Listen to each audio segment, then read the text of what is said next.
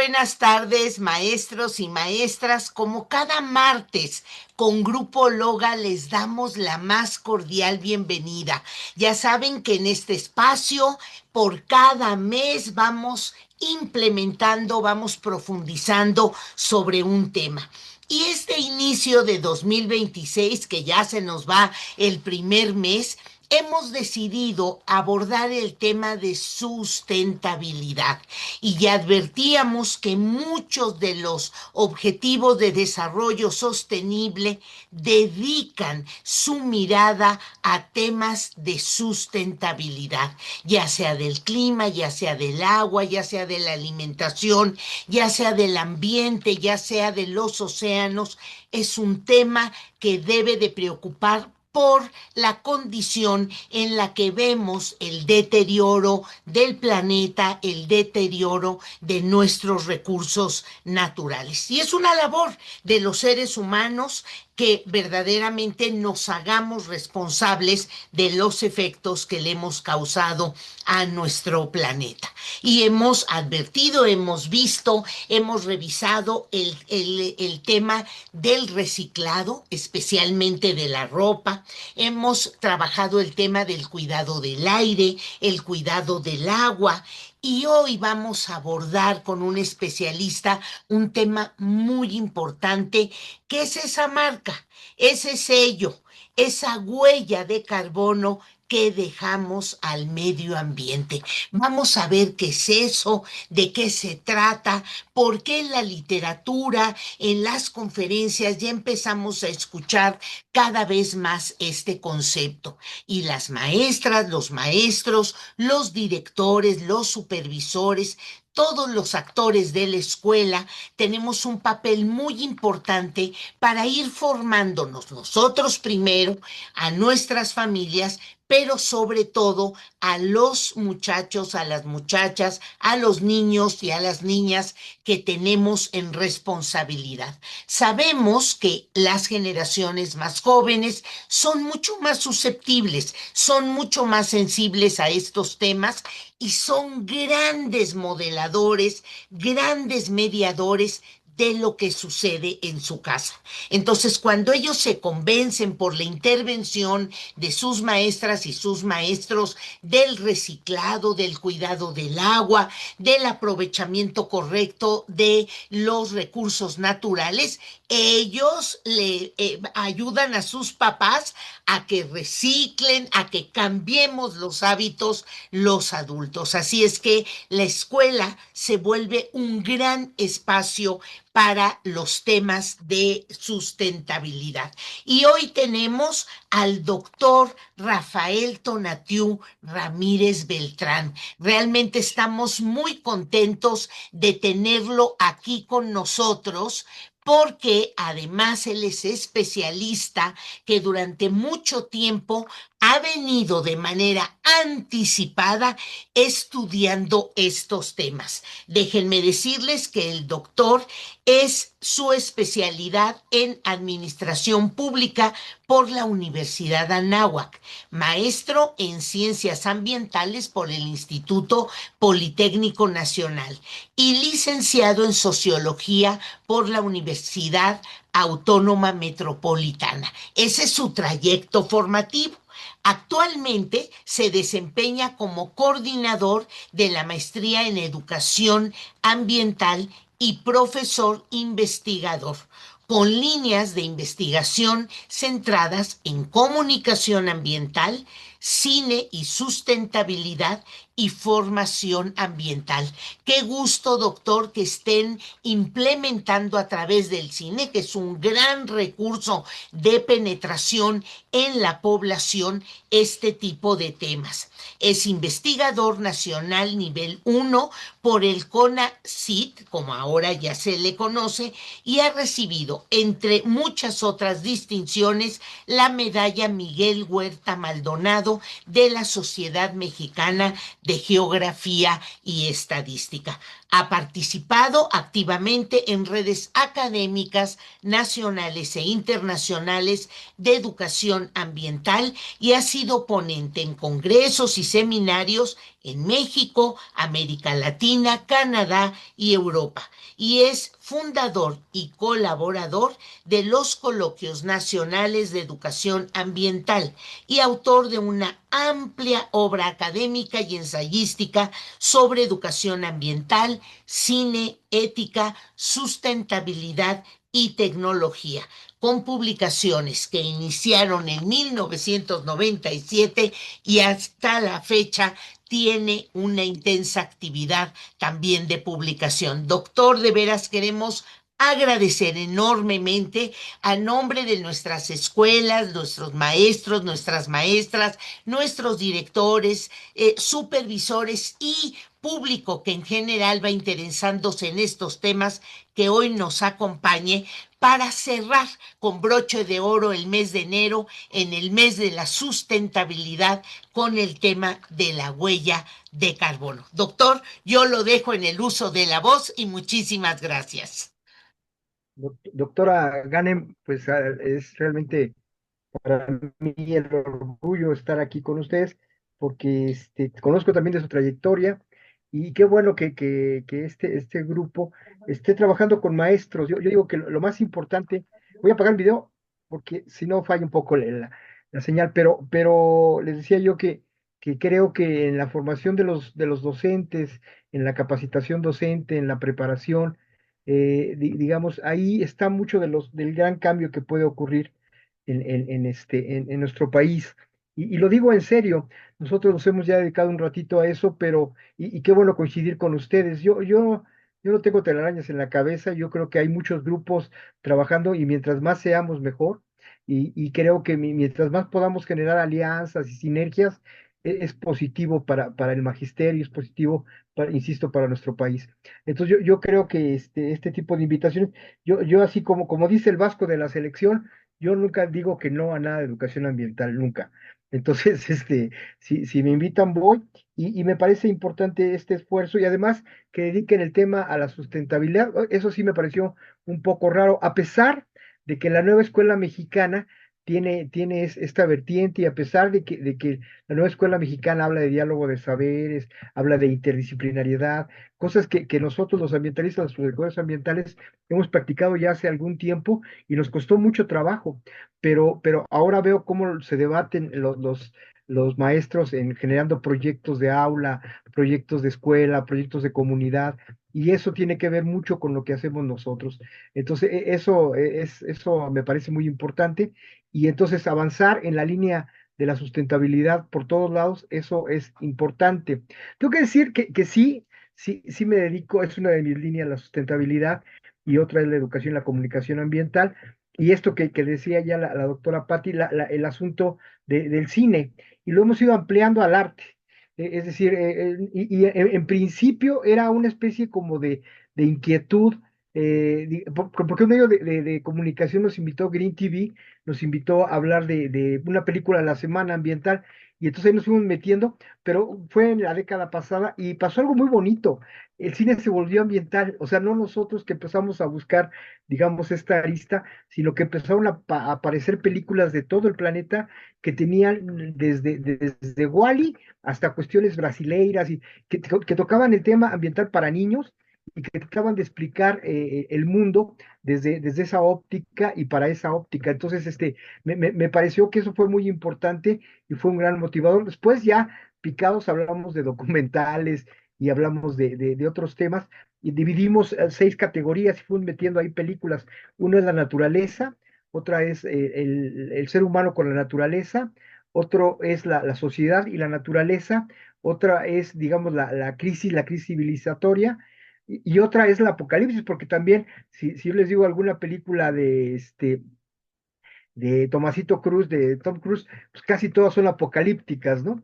Entonces, de que ya el planeta como que ya está. Y entonces lo que es importante es analizarlas, o sea, de dónde viene el efecto, qué tipo de cosas se hacen, qué tipo de cosas podemos aprender si hubiera una cosa así. Y también ya, afortunadamente, la última categoría que hemos metido es que ya hay películas de sustentabilidad. Bueno, siempre ha habido. El cine de Kurosawa es un cine, el cine japonés, es un cine que habla mucho de sustentabilidad y que no le hicimos caso a tiempo, ¿no? Entonces, y ahorita le agradezco mucho la presentación, pero que decía usted de cosas que me he anticipado, pues yo en el 97 ese primer libro que aludía usted es el Malthus entre nosotros, que yo decía estaban reduciendo forzadamente la población, y hoy lo vemos de una manera crítica, ¿no? O sea, lo vemos cosas tan triviales, de las cuales hablaré más adelante, como la Navidad. O sea, antes las Navidades eran así multitudinarias en las familias, ¿no? Y ahora ya no, o sea, ya son eventos muy pequeños. Qué bueno, ¿no? Pero digo, pero sí la expectativa de los jóvenes de tener hijos ha ido reduciéndose en la misma medida que han crecido las mascotas y todo esto, ¿no? Y mercados de mascotas y demás. Lo cual también es bueno, pero también tiene sus implicaciones, ¿no?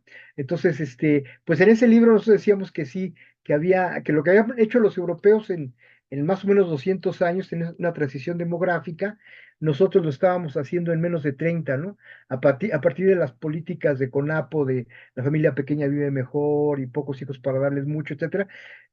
Sí, efectivamente, estábamos creciendo muy, muy rápido, pero luego nos fuimos al otro extremo y entonces ahora hay problemas de otro tipo, ¿no? De otro orden. Entonces, sí, la ciencia básicamente sirve también para anticipar, para ver qué problemas pueden venir y eso es importante. No sé, doctora, si quiera que empiece ya con la presentación o usted me dice. Sí, doctor, por favor, aquí la tenemos ya preparada, la Gracias, ponemos para que usted pueda empezar a abordar el tema. Muchísimas gracias. gracias. Bueno, efectivamente, la mayoría gente de aquí del grupo Logan me invitó en principio a este tema, equilibrios ecológicos y huella de carbono. Entonces, siempre pasa esto en todos los eventos, como que se va ajustando el tema a lo que uno va negociando o platicando con los organizadores. Y así lo dejamos. Entonces, si quieres, dame la que sigue. Bueno, ahí vemos algunas fotos de la naturaleza. Aquí empezamos. Esta lámina me ha acompañado mucho tiempo y han pasado muchas cosas con ella. En principio es que es una lámina de una frase de Jacques Cousteau. Jacques Cousteau es uno de los, digamos, de los divulgadores de la ciencia en los años 60 y 70, pues los que en ese entonces éramos niños, pues tuvimos la maravilla de presenciar en televisión un programa que era más o menos de una hora, pero lo que hacía él era navegar por todos los mares, ¿no? Por los más de 7 mares que hay en el planeta Tierra y tratar de documentar lo que observaba, ¿no? Si uno ve la película La Odisea que está ahí, pues él en realidad era un piloto aviador que en la Segunda Guerra Mundial pues participó en este tipo de cuestiones y pues ya desde arriba pues vio la importancia del mar, de los océanos, pero también de divulgar, que eso es importante, ¿no? Y ya regresando se dedicó básicamente a la divulgación del conocimiento del mar y eso fue muy importante, pero me gusta la frase porque dice 3 o 4 cosas importantes que vamos a retomar hoy. La primera, más importante, es la conexión que tenemos de la humanidad con la naturaleza. ¿Qué significa esto? Pues que somos naturaleza, así de sencillo. O sea, a veces se nos olvida y a veces nuestros niños en los salones de clase les preguntamos de dónde viene la leche y dicen ellos del Walmart o de la bodega Aurrerá. Entonces, ya hemos ido perdiendo esa relación que antes teníamos con la naturaleza y eso es muy triste porque, insisto, nosotros constitutivamente pues somos una especie más. Esto que decía Darwin, que el domingo fue el Día de los Biólogos, es real. O sea, nosotros no somos sino una especie más de las más de 3 millones de especies que hay en el planeta Tierra y que evidentemente sí hemos evolucionado en cuestiones, pues sobre todo, como decía Carl Sagan, de desarrollar inteligencia tecnológica, ¿no? Pero creo pues que seguimos siendo. Pero lo que más me gusta de todo lo que digo, para no perderme, es que este divulgador de la ciencia contemple esta cuestión de la formación, que tenemos que educar a las nuevas generaciones que tomen otras decisiones. Eso es muy importante porque pues todavía hoy tenemos una sociedad que es muy fallido el modelo de democracia, pero no tenemos algo mejor. Y en ese modelo de democracia, lo que es importante es que tomemos decisiones de la manera más inteligente que se pueda, ¿no? Y de la manera más pertinente, y pensando en lo escaso que son nuestros recursos naturales y lo limitado del tiempo. Dime la que sigue, por favor. Veo que hay gente hasta de Tabasco y eso me da mucho gusto. Entonces, el asunto es que es una breve historia del tiempo, no la voy a contar porque me tardaría más o menos como 8 sesiones, pero, pero sí decirles rápidamente que hay que ver el tiempo. Hay un tiempo geológico, hay un tiempo biológico y hay un tiempo humano. En el tiempo humano, pues ustedes pueden consultar en internet rápidamente cuál es la expectativa de vida que tenemos, por ejemplo, los mexicanos o las mexicanas. Siempre las mujeres tienen más expectativa de vida en todo el mundo, qué bueno, pero es muy limitado, es decir, vivimos no más de 80 años por ahí.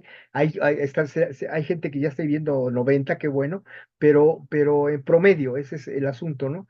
Ese es pero si vemos en términos en términos del planeta, pues vemos que el planeta Tierra, pues ahí dice 3.000 millones, 3.000, sí, millones de años, ¿no? Entonces, 3.500 millones de años. Entonces, lo que quiero decir es muy poquito el tiempo de nuestra vida comparado con el de la vida en la Tierra o del universo. Si creemos en la teoría del Big Bang, pues es inmenso. Entonces, esto es importante porque no siempre, desde que apareció el hombre, vamos a decir ahí, la especie humana no aparece, sino que evoluciona, de este Homo erectus al Homo sapiens sapiens.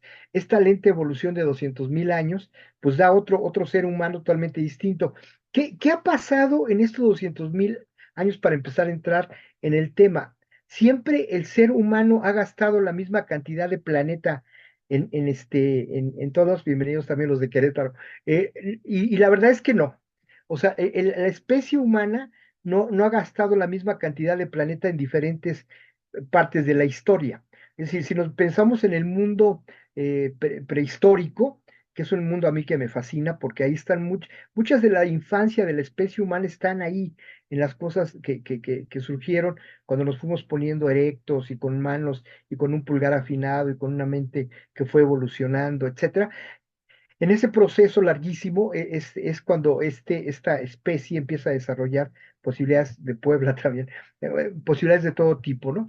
Y siempre les digo a los alumnos, hay que dividir prehistoria e historia. ¿Dónde está el punto de división? En la escritura. Entonces ya ahí está otro tipo de cuestión.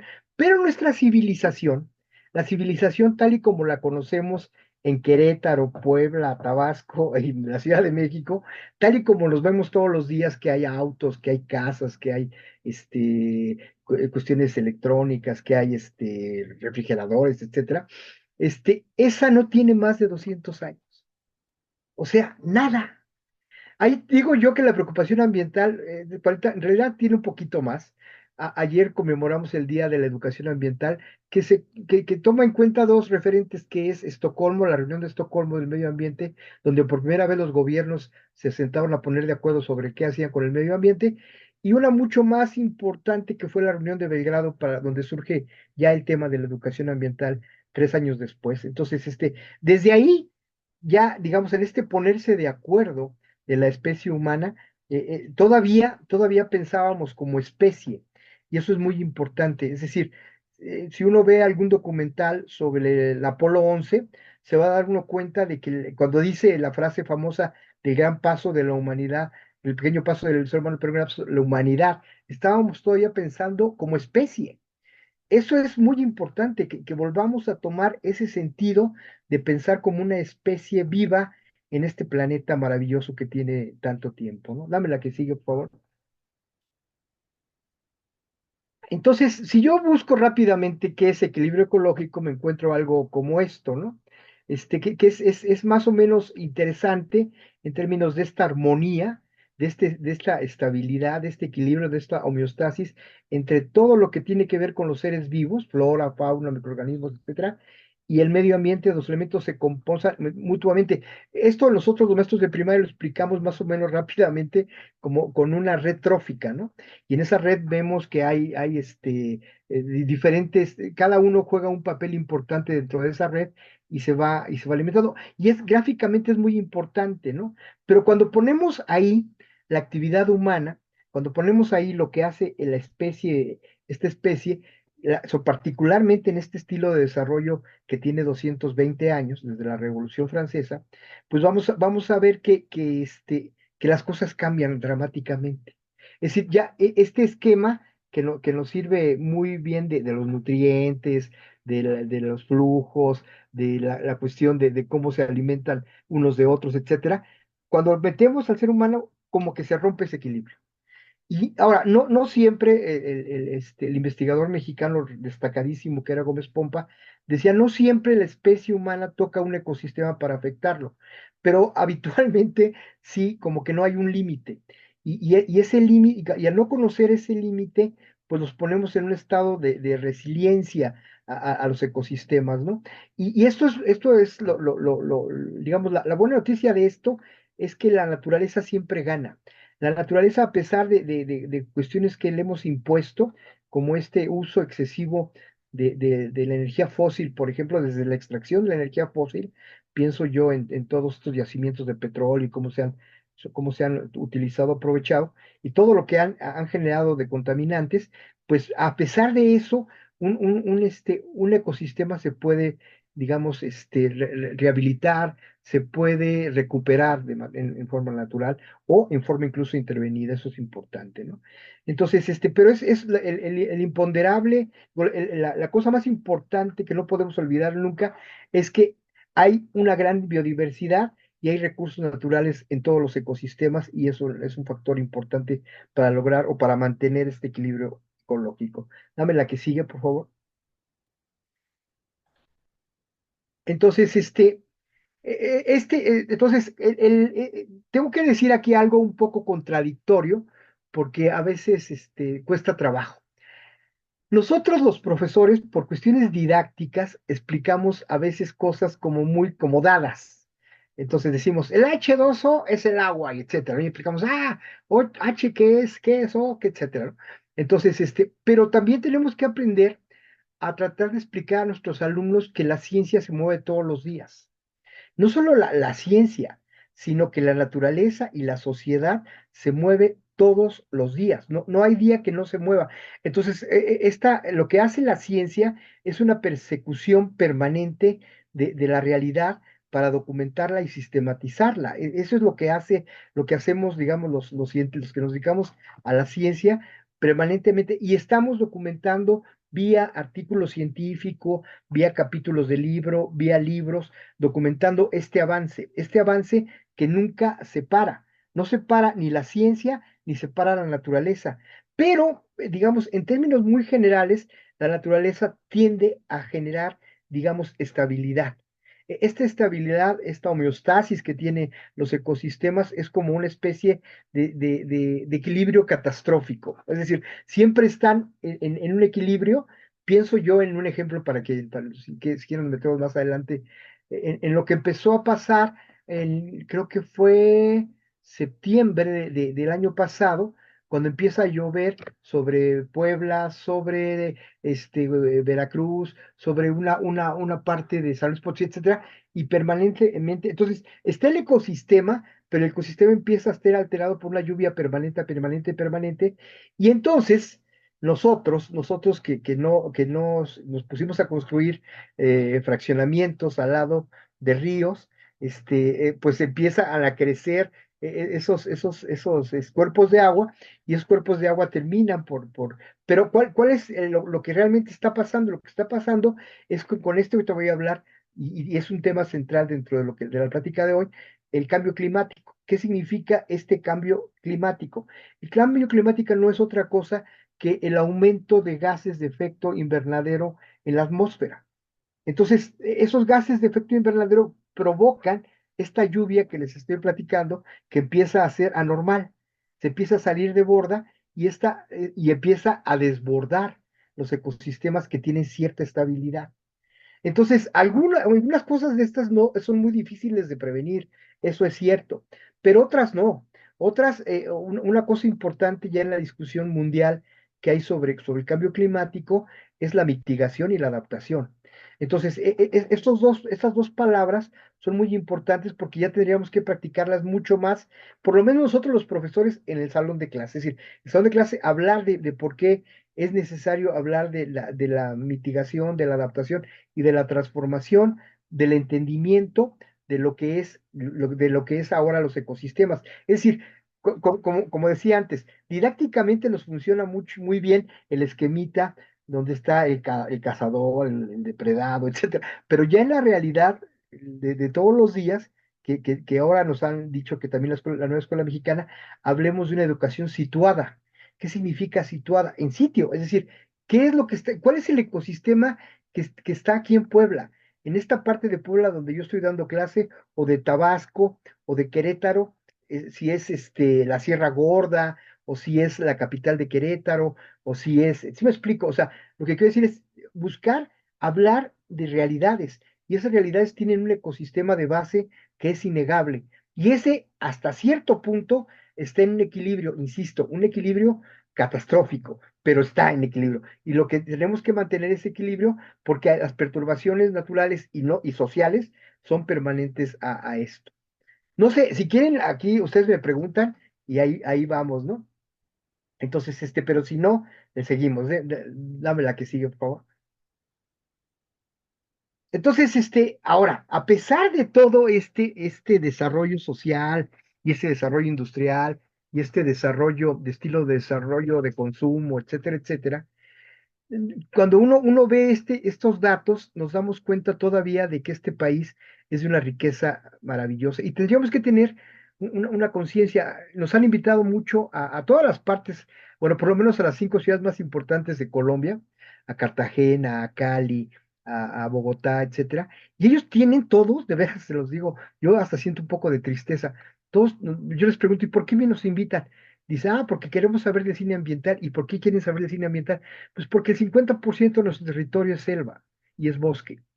Entonces, nosotros, aunque ustedes no lo crean, seguimos siendo el primer lugar de reptiles, el segundo lugar de mamíferos, el cuarto lugar de anfibios y el quinto lugar de aves. Esto es verdaderamente glorioso. Cuando ahorita le decía a la doctora Galen que, por ejemplo, las aves, ayer vi mismo un documental sobre las aves migratorias, y es muy, muy buen documental, las aves migratorias, no en México, en Guatemala, pero lo interesante es cómo ellos comparaban la migración que tienen que tener los guatemaltecos hacia los Estados Unidos con las aves migratorias que vienen de regreso, no sé si me explique, ¿no? Entonces ahí te das cuenta cómo la relación de la sociedad y la naturaleza sigue vigente.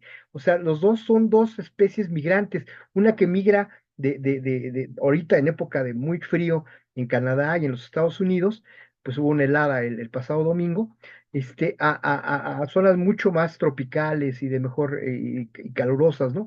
Entonces, pero nosotros, a veces por cuestiones sobre todo económicas, tenemos que migrar hacia allá. Dame la que sigue, por favor.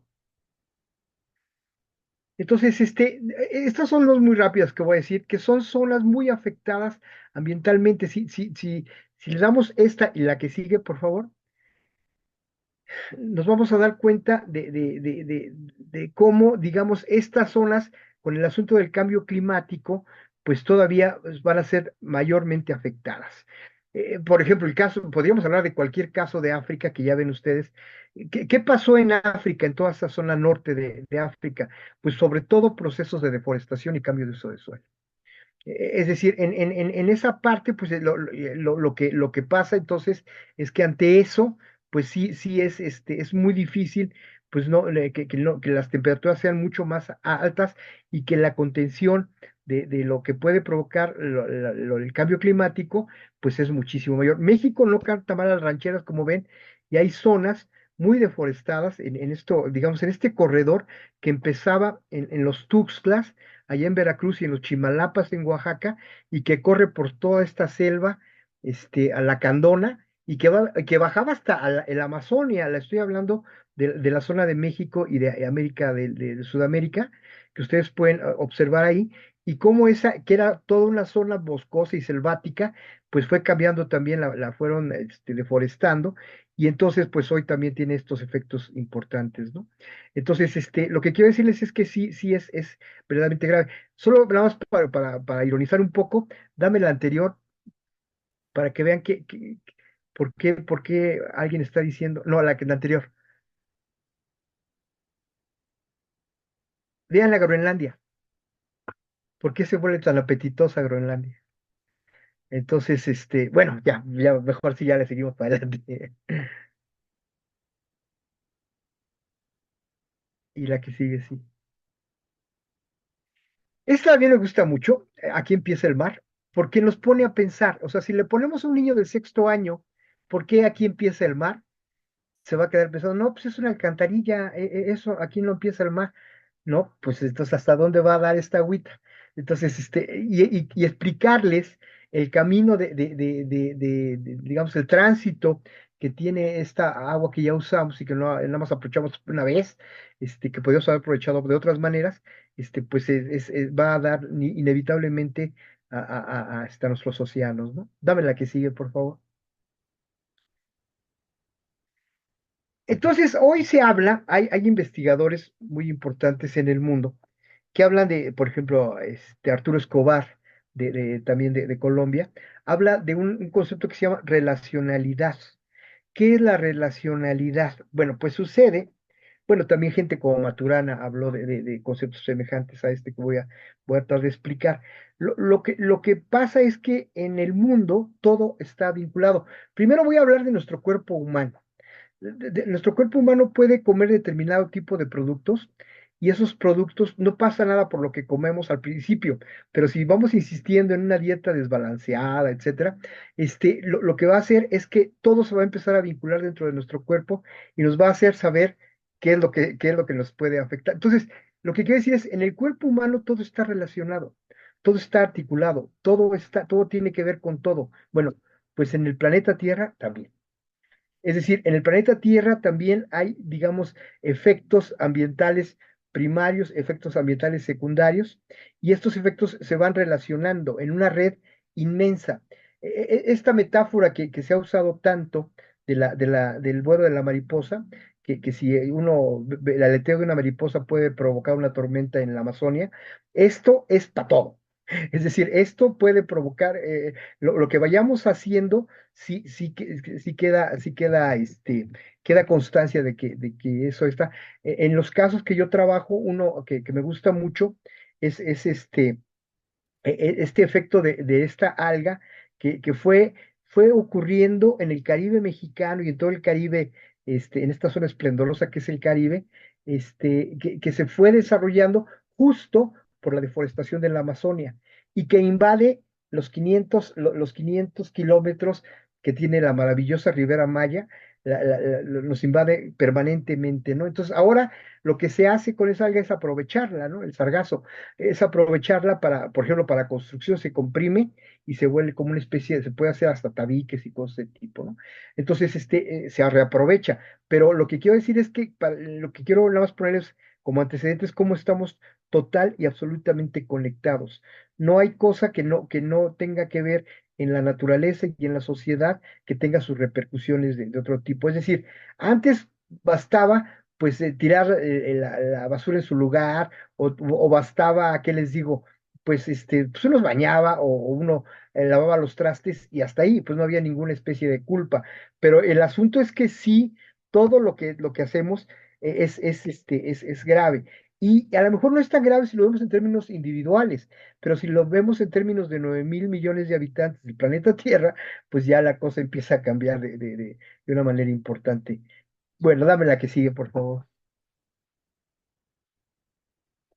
Aquí es otro ejemplo. Vean ustedes ahí cómo hay un espacio geográfico, un espacio, digamos, natural, y vemos de un lado, digamos, qué es lo que estamos entendiendo como sistemas, qué es el entorno, qué es el medio, cuál es la importancia del aire, del agua, del suelo, que parece, pues, que es como repetir, pero nosotros diario aquí en la Ciudad de México tenemos que ver si cómo está el índice de contaminación de la atmósfera, por ejemplo, ¿no?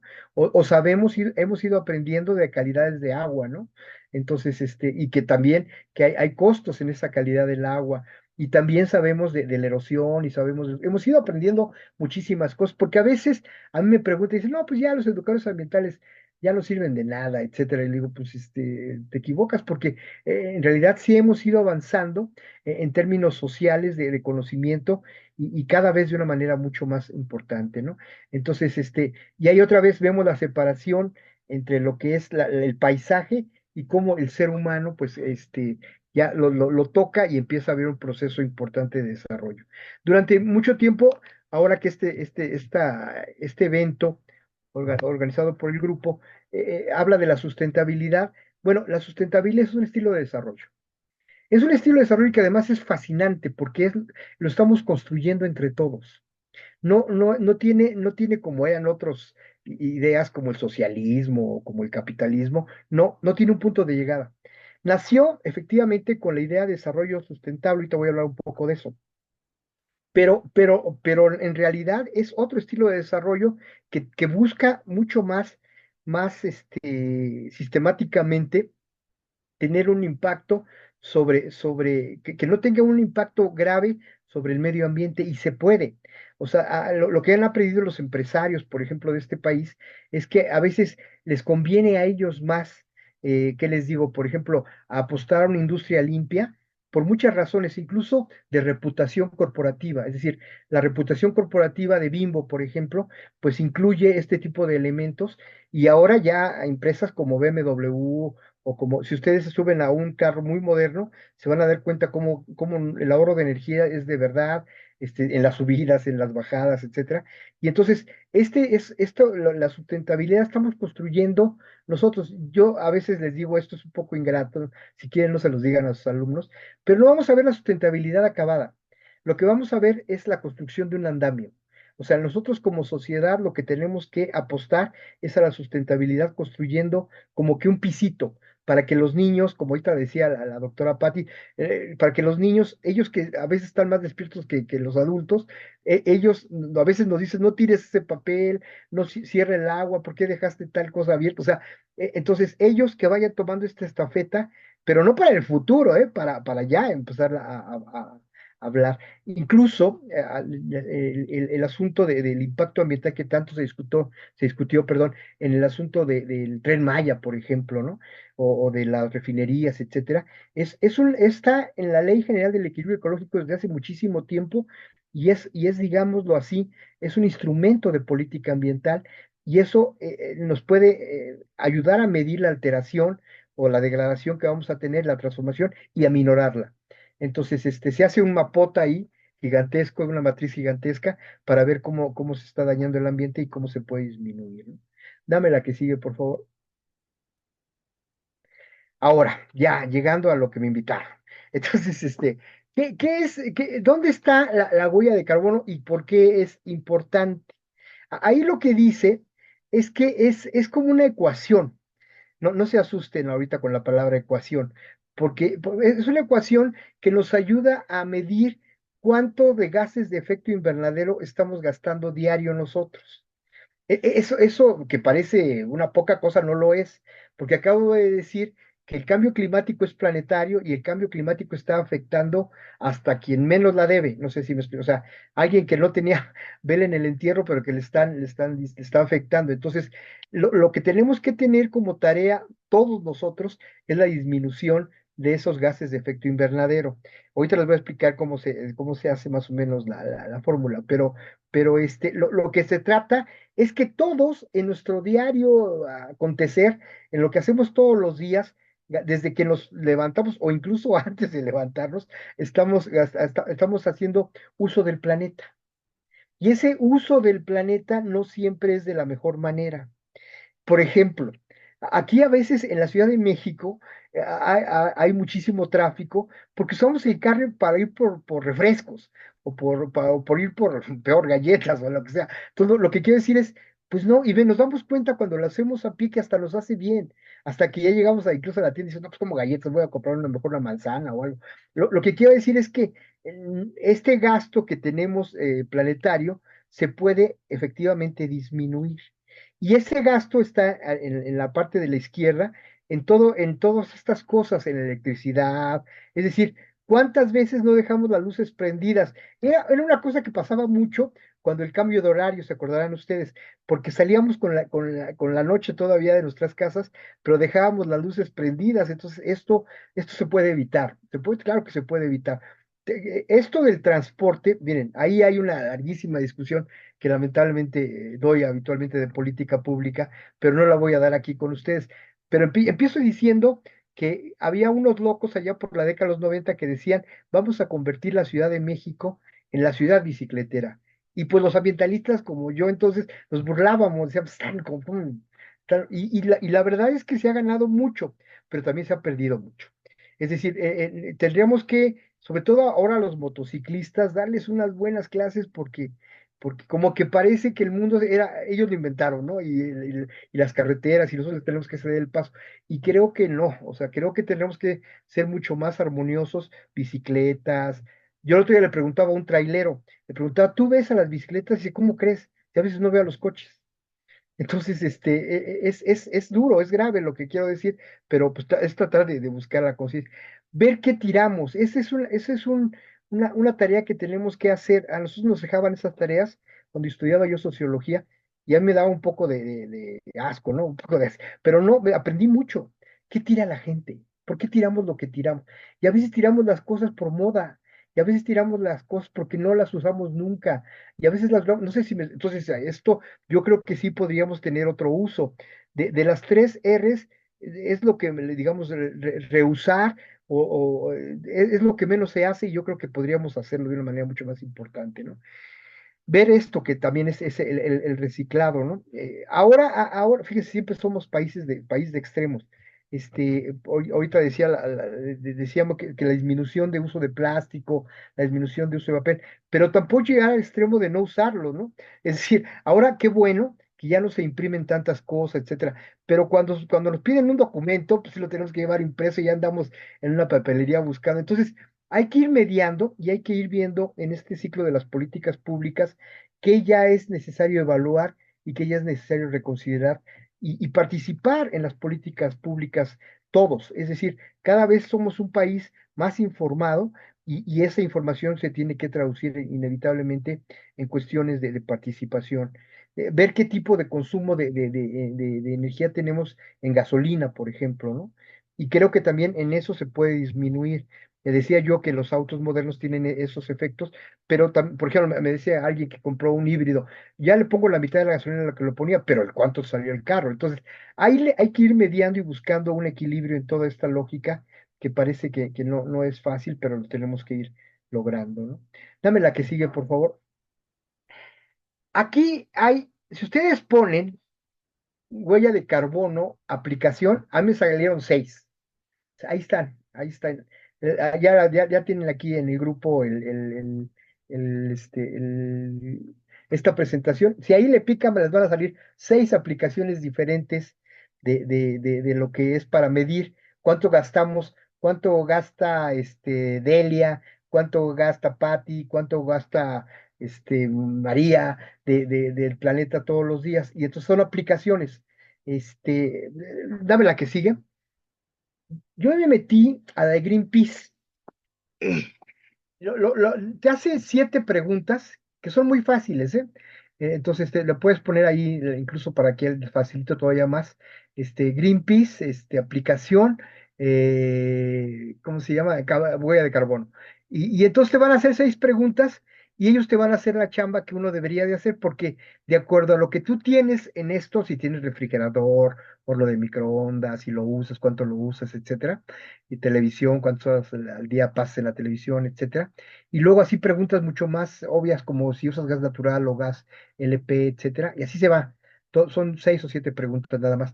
Y después ellos, digamos, meten el algoritmo y eso se convierte en cuánto estás gastando y cuánto podías ir, como un plancito para que ir disminuyendo tus gastos. Está bien porque es una cuestión de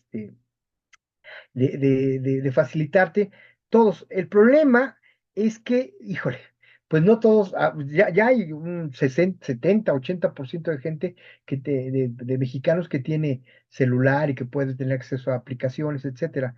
pero todavía no son todos. Entonces, lo que quiero decir es que sí, sí sirve esto, pero es una medida individual. Dame la que sigue, por favor. Entonces, si uno piensa en términos sociales, ahí las cosas empiezan a ser de otra manera. Porque lo que impuso este modelo de civilización es todo lo que dice ahí Toledo, ¿no?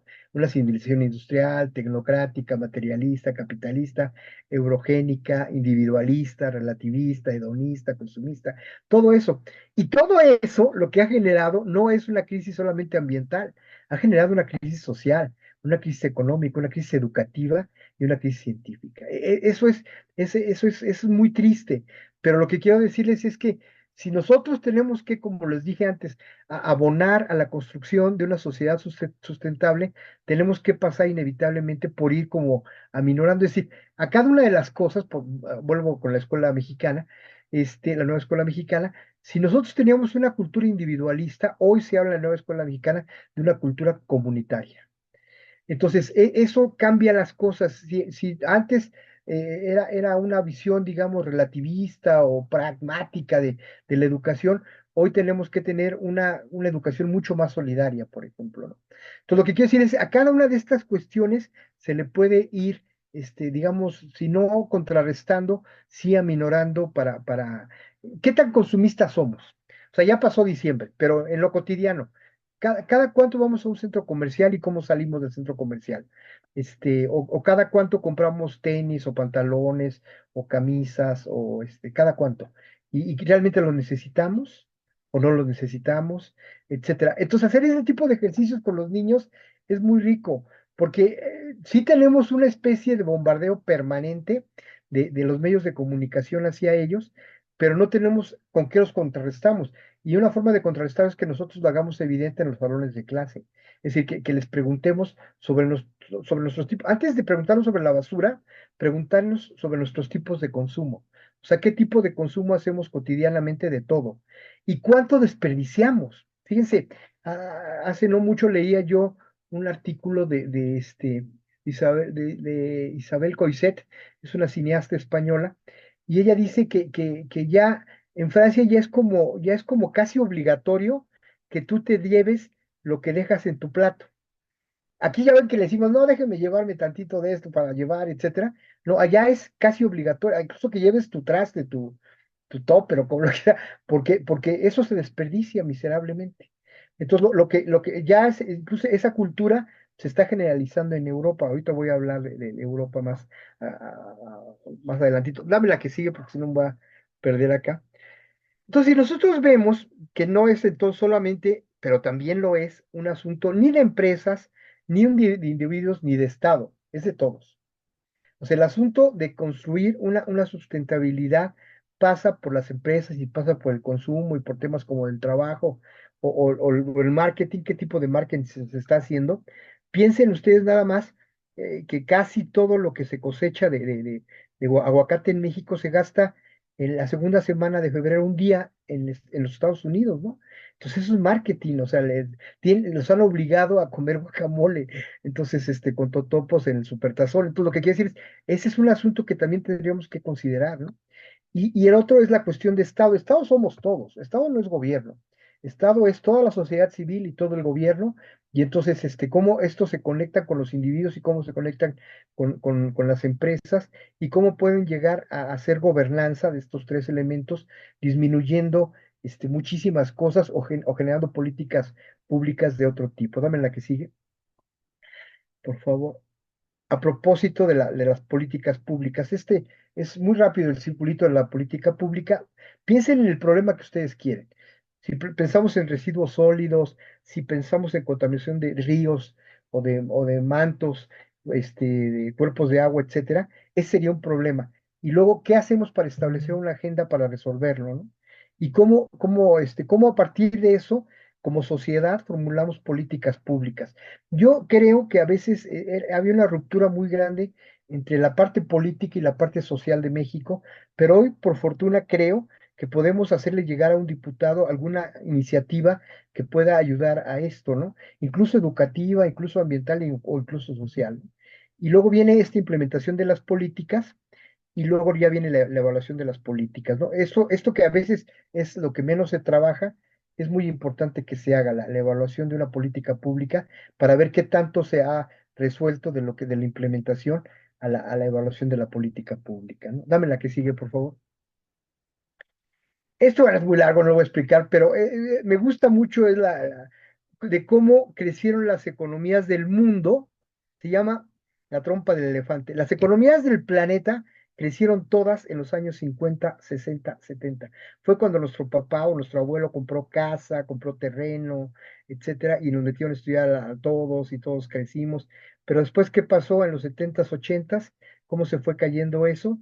Y hoy parece que otra vez va creciendo, ¿no? Entonces, es muy importante para entender qué es el estilo de desarrollo.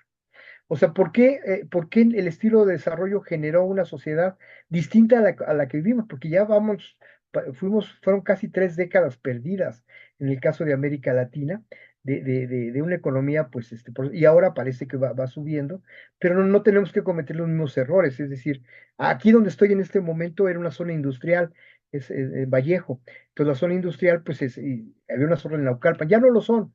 Ya son zonas ahora, pues, donde se guardan cosas, ¿no? Que se producen quién sabe dónde. Pero lo interesante de la gráfica es que esto te puede explicar procesos como el crecimiento de las clases medias o el no crecimiento de las clases marginales, etcétera, etcétera. Dame la que sigue. Entonces, el modelo de sustentabilidad ambiental, pues, por ejemplo, tendría que tocar estos cuestiones inevitablemente, ¿no? Agua, energía, empaques. ¿Qué es esto de los empaques, por ejemplo, ¿no? Uno va a comprar una pasta de dientes y entonces en la pasta de dientes se la pone en una bolsita y está en una cajita y adentro está la pasta de dientes. Entonces es como el sobreembalaje y eso va generando problemas de todo tipo, ¿no? Entonces, pero preguntarnos si estos son los únicos que podemos meter o podemos meter otras variables a este modelo de sustentabilidad. Y ahí evidentemente están los residuos y está también el asunto de la biodiversidad y está el asunto de la legislación. Dame la que sigue, por favor. Ya voy a acabar, ¿eh? Nosotros hemos encontrado 22 conceptos diferentes de sustentabilidad. No, tampoco me invitaron a hablar de esto, pero estos 22 conceptos de sustentabilidad van desde, ¿qué les digo? Desde la base del pensamiento hasta cuestiones religiosas. Hoy muchas iglesias, no solamente la Iglesia Católica, sobre todo con Francisco, sino muchas iglesias han retomado el asunto de la sustentabilidad, como ya lo mencioné, el asunto de las políticas públicas, el asunto de la vida saludable, que también la ha tomado esto, o de alternativas, de alternativas vinculantes. Por ejemplo, todo el asunto del comercio justo tiene que ver con la sustentabilidad, ¿no? Entonces, cada una de estas ha desarrollado como varias aristas diferentes, ¿no? Por ejemplo, hay uno que me gusta mucho que ya es el crecimiento de las 3 Rs, o sea, ya hay más Rs que han ido metiéndose, a la discusión, ¿no? O esto de la construcción de una ciudadanía sustentable, ¿no? Que tiene que ver con esto, con la participación, que tiene que ver con el diseño de ciudades, con el diseño de equipamientos de educación ambiental, por ejemplo, ¿no? Entonces, todo esto, o más allá de la resiliencia, ¿no? Por ejemplo, ya hay autores ahora que hablan de antifragilidad, por ejemplo, ¿no? Taleb, ¿qué significa? No solamente, no basta ser resiliente, sino hay que aprender a ser, de resistir, pero ser antifrágil, ser mucho más fuerte de lo que se nos está imponiendo, ¿no? Dame la que sigue, por favor.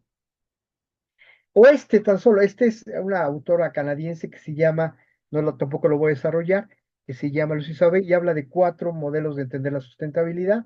Y los 4 modelos son muy interesantes porque tienen una base económica distinta. Por ejemplo, el primero habla de libre comercio y el último habla de economías comunitarias, economías colectivas, ¿no? Entonces, cada uno de ellos te va definiendo un tipo de educación y un tipo de medio ambiente y un tipo de concepción del mundo y de la vida. Dame la que sigue, por favor. Entonces, aquí lo que me interesa de este círculo que ustedes ya han visto mucho, que es el desarrollo sustentable, lo social, lo económico, lo medioambiental, son los factores para hablar de medio ambiente, es lo que está en medio. O sea, ¿por qué de lo económico a lo social es lo equitativo? ¿Por qué de lo económico al medio ambiente es lo viable? ¿Y por qué de lo social a lo medioambiental es lo vivible? Insisto, y ponerles ejemplos a los niños de cosas que suceden en México. Una de ellas, los árboles de Navidad. que se han estigmatizado. Entonces hay que ver si cumple con la variable económica, si cumple con la variable ambiental y si cumple con la variable social, es decir, si hay un beneficio social sobre ellos, ¿no? Dame la que sigue rápidamente. Entonces nosotros creemos que estas dimensiones le falta una patita, que es la tecnológica, porque todos ahorita tenemos en nuestra manita un celular o cerquita, tenemos una variable cultural y una variable educativa. Es decir, sin esas variables es muy imposible, es poco probable que podamos hablar de esto. Dame la que sigue ya para ir terminando. Nosotros usamos mucho, sí, la que sigue, el asunto del caso. Bueno, podríamos usar casos de cómo disminuir la huella de carbono en todos estos ejemplos que están ahí, que además son muy bonitos como para niños, ¿no? Y cómo, si se usa la lavadora, cómo se debe usar, qué tiempo, qué tipo de carga, cuánto agua, porque a veces exageramos en el jabón, en el agua, el tiempo, etcétera. Entonces, cada una de estas partes se puede ir trabajando de manera importante con los chavitos para poder generar pues una conciencia distinta, dame la que sigue.